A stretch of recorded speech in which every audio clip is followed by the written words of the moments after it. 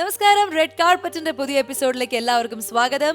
സ്ത്രീകളുടെ സ്വപ്നവേദിയായ റെഡ് കാർപ്പറ്റിന്റെ ഇന്നത്തെ എപ്പിസോഡിൽ നമ്മുടെ കൂടെ ജോയിൻ ചെയ്യാൻ പോകുന്നത് ദസ്നി ഖാനും പ്രസാദേട്ടനുമാണ്. So let's welcome Dasni Khan and പ്രസാദേട്ടൻ. സോ പ്രസാദേട്ടനും ദസ്നിത്തെയും നമ്മുടെ കൂടെ ഇങ്ങനെ നമുക്ക് എല്ലാവിധ സപ്പോർട്ടും തന്നു ഇവിടെ ഇരിക്കുകയാണ്. രണ്ടുപേർക്കും ഒരിക്കൽ കൂടി റെഡ് കാർപ്പറ്റിലേക്ക് സ്വാഗതം. ഇനി പ്രസാദേട്ടൻ ഒരു കാര്യം പറയുകയാണെങ്കിൽ എപ്പോഴും ഇങ്ങനെ പല പല പുതിയ കണ്ടന്റുകൾ ഇങ്ങനെ നമ്മുടെ പ്രേക്ഷകർക്ക് കൊടുത്തുകൊണ്ടിരിക്കുന്ന ഒരാളാണ്. അത് ടെലിവിഷൻ ഷോയിലാണെങ്കിലും സ്റ്റേജ് പ്രോഗ്രാമിലാണെങ്കിലും എപ്പോഴും അങ്ങനത്തെ ഒരു കാര്യം സൂക്ഷിക്കുന്ന ഒരാളാണ്. അപ്പൊ ഇനി പുതിയതായിട്ട് പണിപ്പുരയിൽ അങ്ങനെ എന്തെങ്കിലും സംഭവങ്ങൾ നിരക്കുന്നുണ്ടോ? അതെന്തോ അറിഞ്ഞിട്ടാണ്. പണിപ്പുരയിലല്ല, ഇപ്പൊ ഞാൻ ചെയ്യുന്നത് ഒരു വെബ് സീരീസ് ചെയ്യുന്നുണ്ട്, mister and missus Luca. Mister and missus Luca. പണ്ട് Panicker, mister and missus Panicker. ഇപ്പൊ ഞാൻ സൂപ്പർ. അപ്പൊ ആ ഒരു പുതിയ കണ്ടന്റ് പഴയ മിസ്റ്റർ ആൻഡ് മിസ്സസ് പണിക്കറിനെക്കാളും ഹിറ്റായിട്ട് അടിപൊളിയായിട്ട് പോട്ടെ എന്ന് നമ്മളിങ്ങനെ ആശംസിക്കുകയാണ്. ഇനി തെസ്നിതയുടെ ഒരു അടിപൊളി പാട്ട് കേൾക്കാനുള്ള. അടിപൊളി വേണ്ട പറയല്ലേ, എന്ന തെസ്നി ഖാന്റെ ഒരു മൃദു മന്ദഹാസം തൂകുന്ന ഒരു പാട്ട്, സിമ്പിൾ ഒരു പാട്ട്. അങ്ങനെയൊക്കെ പറ. കസ്തൂരി തൈലമിട്ട് മൂടി മീനുക്കി, മുത്തോട് മുത്തു വെച്ച വളകിലുക്കി, കയ്യിൽ മുത്തോട് മുത്തു വെച്ച വളകിലുക്കി, മന്ദാരക്കുളങ്ങേറെ കുളിച്ചൊരുങ്ങി, മംഗല്യ തട്ടമിട്ട് പുതുക്കപ്പെണ്ണ്, മാറിൽ മഞ്ചാടി മാറുകുള്ള മിടുക്കി പെണ്ണ്.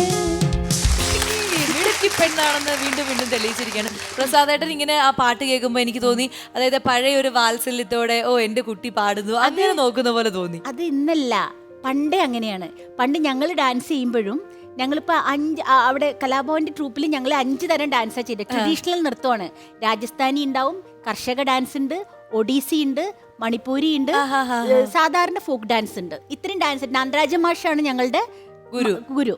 അപ്പം ഈ പ്രസാദേട്ടൻ നിൽക്കുമ്പോൾ നമ്മളിപ്പോൾ ഡാൻസ് കണ്ണുകൂട്ടാം കത്തിരിക്കാൻ പ്രസാദം നോക്കുക. പ്രസാദേട്ടൻ അവിടുന്ന് അന്നും പുറകിൽ നിന്നിങ്ങനെ നമ്മളിങ്ങനെ പ്രസാദേട്ടൻ അഭിനയിക്കും. പ്രസാദേട്ടൻ ഏത് പ്രോഗ്രാം എന്നാലും പ്രസാദേട്ടനെ ശ്രദ്ധിച്ചു നോക്ക്, പ്രസാദേട്ടന്റെ അഭിനയം കാണാം. നമുക്ക് അവരെ നോക്കണ്ട, പ്രസാദേട്ടനെ നോക്കിക്കഴിഞ്ഞാൽ നമുക്ക് മനസ്സിലാവും അവരെന്താ ചെയ്യുന്നത്. കളിയാക്കാറുള്ള ഒരു കാര്യമാണത്. പുള്ളി വളരെ പോസിറ്റീവായിട്ട് സംസാരിച്ചു.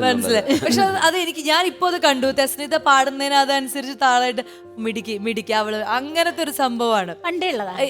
അതേപോലെ തന്നെ അതായത് തെസ്നിത ഒരു ശിഷ്യ അല്ലെങ്കിൽ സഹോദരിയെ പോലെ തന്നെയാണല്ലോ. അതേപോലെ ഒരാളും കൂടി ഇവിടെ വന്നിട്ടുണ്ട് പ്രസാദേട്ടനോട് ഒരു കാര്യം ചോദിക്കാൻ. ആണ് അതാ നമുക്ക് LED വാളിൽ കാണാം. ഹായ്, നമസ്കാരം പ്രസാദേട്ടാ. എൻ്റെയൊക്കെ ഒരു ഗുരുതുല്യനായിട്ടുള്ള ആളാണ് പ്രസാദേട്ടൻ. ശരിക്കും ഞാൻ ഒരു ഡാൻസറായിട്ടാണ് ഗിന്നസിൽ വന്നത്. അവിടുന്ന് ഒരു 5 വർഷത്തോളം ഞാൻ ഗിന്നസിൽ വർക്ക് ചെയ്തിരുന്ന ആളാണ്. അപ്പോൾ എനിക്ക് പ്രസാദേട്ടനോട് ഈ സമയത്ത് ചോദിക്കാനുള്ള ഒരു ചോദ്യം, ഡാൻസ് ചെയ്യാൻ വന്ന എനിക്ക് സ്കിറ്റ് ചെയ്യാൻ പറ്റുമെന്ന് പ്രസാദേട്ടന് ഏത് നിമിഷമാണ് തോന്നിയത്? ഇവള് സ്കിറ്റ് ചെയ്താൽ ശരിയാവുമായിരിക്കും എന്നെപ്പോഴാണ് തോന്നിയത്? ഒന്ന് പറയാമോ? അതെ, ഒരു ക്യാപ്റ്റൻ അല്ലെങ്കിൽ ഒരു ഡയറക്ടറിന്റെ മനസ്സിൽ അങ്ങനെ തോന്നുമല്ലോ. അപ്പൊ പ്രസാദേട്ടൻ എന്താണ് ആ സൗമ്യയിൽ കണ്ട ഗുണം? വേറെ ആരും ഉണ്ടായില്ല, അപ്പൊ ഞാൻ അവളോട് ചെയ്യാൻ പറഞ്ഞു.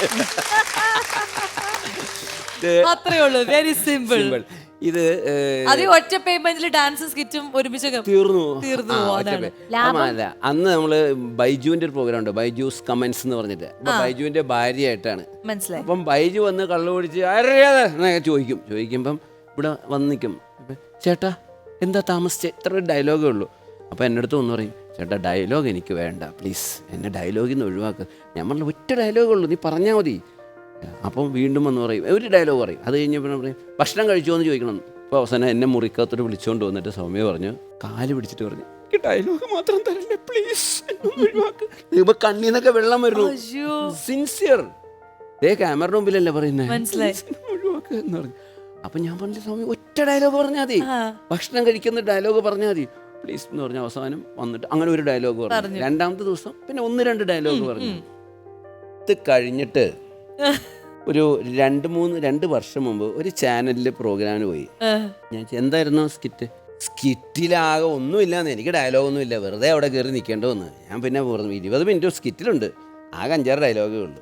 മുമ്പത്തേലാണെങ്കിൽ എനിക്ക് ഫുൾ ഡയലോഗായിരുന്നു. എനിക്ക് ഞാൻ പറഞ്ഞു ഒരു ഡയലോഗ് പറയാനായിട്ട് കരഞ്ഞ ആളാണോ ഇപ്പൊ പറയുന്നതെന്ന് പറഞ്ഞു. ഞാൻ ഈ ഒരു എന്താ പ്രസാദേട്ടൻ ഈ ശിഷ്യ ഇപ്പൊ വളരെ മനോഹരമായിട്ട് സ്റ്റേജിലും അല്ലെങ്കിൽ സീരിയലിലും സിനിമയിലും ഇപ്പൊ ഷോർട്ട് മൂവീസിലൊക്കെ അഭിനയിച്ച് ഒരു നാച്ചുറൽ ആക്ടിങ്ങിന്റെ ഒരു അങ്ങനെയൊക്കെ ഒരു പേര് നേടിയെടുത്തു കഴിഞ്ഞു. അപ്പൊ അതൊരു അഭിമാന നിമിഷം തന്നെയാണല്ലോ.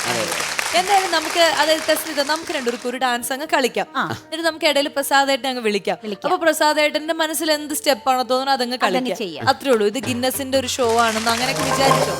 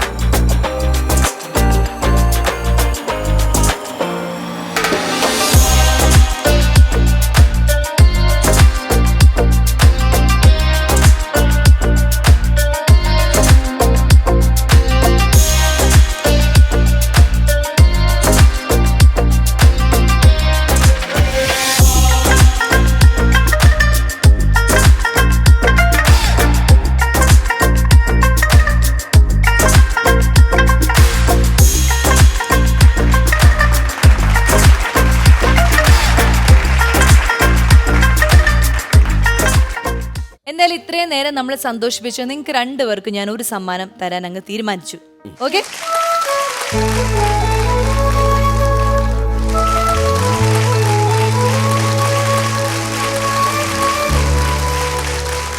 ഓക്കെ.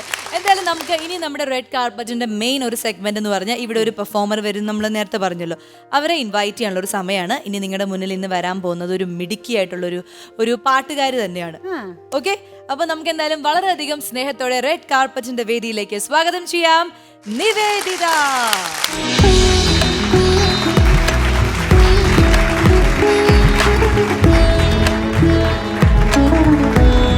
റെഡ് കാർപ്പറ്റിലേക്ക് സ്വാഗതം. Thank you. എന്നിട്ട് എന്തൊക്കെയുണ്ട് വിശേഷങ്ങൾ? അന്ന് ഇവിടെ ചേച്ചി നിവേദിതയുടെ ചേച്ചി ഒരു പ്രാവശ്യം ഇവിടെ വന്ന് പെർഫോം ചെയ്തു. അന്ന് ഞങ്ങളുടെ അടുത്ത് പറഞ്ഞിട്ട് പോയി അടുത്ത പ്രാവശ്യം ഞാൻ വരും എന്നൊക്കെ. അതിന് ശേഷം വീട്ടിൽ പോയിട്ട് എന്തൊക്കെ പ്രാക്ടീസ് ഒക്കെ ചെയ്തോ? ഇവിടേക്ക് വരാനുള്ള പ്രിപ്പറേഷൻസ് ഒക്കെ എന്തൊക്കെയായിരുന്നു പറ.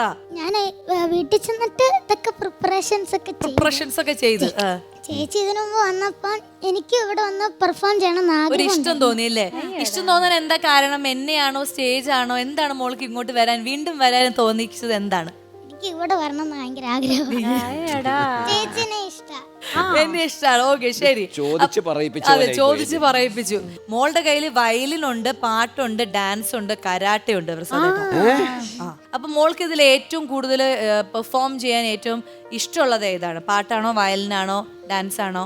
പാട്ടാണ് കൂടുതലും പാടിയിട്ടുള്ളത്. ഇനി മോളുടെ വലിയൊരു ആഗ്രഹം ചോദിച്ചു കഴിഞ്ഞാൽ അങ്ങനെ ഒരു ആഗ്രഹം ഉണ്ടോ? പാട്ടുകാർക്ക് ഇങ്ങനെ ആഗ്രഹം ഉണ്ടല്ലോ, എനിക്ക് ഇന്ന ആളോട് പാടണം. ഭാവിയിലാവണം ഇപ്പൊ തീരുമാനിച്ചിട്ടില്ല. നല്ലോണം പഠിക്കണം. എനിക്കൊരു നല്ലൊരു ആഗ്രഹമുണ്ട്. എനിക്ക് ജാനകിയമ്മ ഭയങ്കര ഇഷ്ടമാണ്. ജാനകിയമ്മ കാണണം എന്നൊക്കെ എനിക്ക് ഭയങ്കര ഇഷ്ടമാണ്. ഞാൻ എപ്പോഴും ജാനകിയമ്മയുടെ പാട്ടുകളാണ് പഠിക്കാറുള്ളത്. മനസ്സിലായി. അപ്പൊ അങ്ങനെയാണ് ഈ ജാനകിയമ്മയ്ക്ക് വേണ്ട ഒരു പാട്ട് ഞങ്ങൾക്ക് വേണ്ടി പാടിത്തരൂ. ആഴക്കടലിൻ്റെ അങ്ങേ കരായിലായി നീരം വെളുക്കുന്ന മേട്ടിൽ അമ്പിളി മാമനെ പോലെൻ്റെ മുട്ടി കിടക്കുന്ന മുത്തേ. പാടി ഭയങ്കര സ്വീറ്റ് വോയിസ് ആണ് അല്ലേ പ്രസാദേട്ടൻ? എന്താ തോന്നിയത്? വളരെ ഞാൻ ലയിച്ചിരിക്കുന്നു, അതല്ലേ മിണ്ടാത്തത്. രസ്മിത, രശ്മിതയ്ക്ക് എന്താണ് ഈ കൊച്ചു മിടുക്കിയോട് പറയാറുള്ളത്? ഒരുപാട് ഭാവിയുള്ള ഒരു കുട്ടിയാന്ന് കണ്ടാൽ അറിയാം. അതെ, ആ പാട്ടിന്റെ പാട്ടിന്റെ കാര്യത്തിലായാലും ഒരു നല്ലൊരു വലിയൊരു കലാകാരി ആവാൻ സാധ്യതയുണ്ട്. ഒന്നുമല്ല, വളരെ ഡെപ്ത് ആയിട്ടുള്ള ഒരു വാക്ക് പറഞ്ഞു. ആദ്യം ഞാൻ പഠിക്കട്ടെ, അത് കഴിഞ്ഞ് പിന്നെ ചിന്തിക്കാം. മനസ്സിലായില്ലേ? അത് വരെ ഒരു ഇരുത്തം ചെന്ന ഒരു വർത്തമാനം. അതെ അതെ അതെ അതെ. Thank you. നമുക്ക് കൂടെ വന്നിരിക്കുന്ന അവരെ കൂടി ഒന്ന് പരിചയപ്പെടാം. നമസ്കാരം, റെഡ് കാർപ്പറ്റിലേക്ക് സ്വാഗതം. നമസ്കാരം. അപ്പോൾ എന്തൊക്കെയുണ്ട് വിശേഷങ്ങൾ? പുതിയ വിശേഷം എന്താണ്? അന്ന് നമ്മൾ കുറെ വിശേഷങ്ങളൊക്കെ പറഞ്ഞു, ഇപ്പൊ എന്താണ് പുതിയ വിശേഷങ്ങൾ? മൂത്തയാള് ഇവിടെ വന്ന് പെർഫോം ചെയ്തതിനു ശേഷം ഒത്തിരി കൺഗ്രാജുലേഷൻസ് ഒക്കെ കുട്ടികൾക്ക് കിട്ടി. ശരി, അത് ശരി. വളരെ സന്തോഷമുണ്ട്.